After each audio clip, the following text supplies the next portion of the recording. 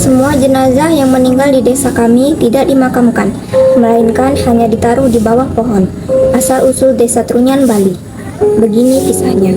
Dahulu kala, hiduplah seorang raja Surakarta yang mempunyai 4 orang anak, yang terdiri dari 3 orang putra dan 1 orang putri.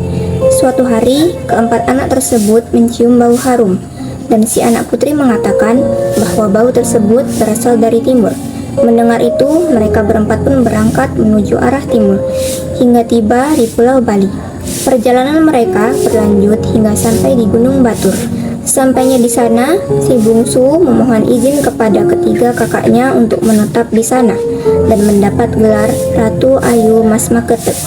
Dalam perjalanan selanjutnya, terjadi pertikaian antara anak pertama dan anak ketiga. Pertengkaran tersebut membuat anak ketiga ditendang hingga duduk bersila. Pose tersebut bisa dilihat ketika melangkah ke desa Kedisaan Pura. Dalam pingit, anak ketiga itu pun diberi gelar Ratu Sakti Sang Hyang Jero. Tak sampai di situ, berlanjutnya perjalanan dengan tersisa 2 orang putra.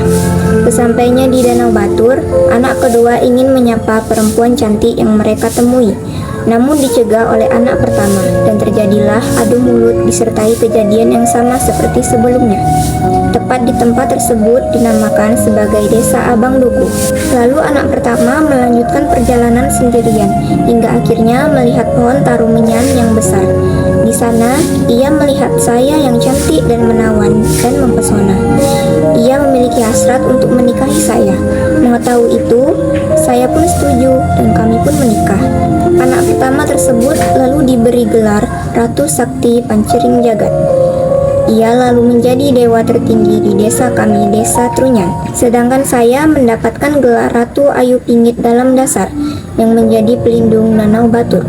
Ratu Sakti Pancering Jagat berniat ingin mengamankan daerahnya dari ancaman pihak luar, sehingga ketika ada yang wafat jenazahnya tidak dikubur, melainkan ditaruh dekat pohon tarumenyan.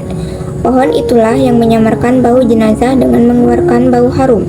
Dari sanalah sejarah Desa Trunyan yang diambil dari 2 kata, taru berarti pohon dan menyan berarti harum.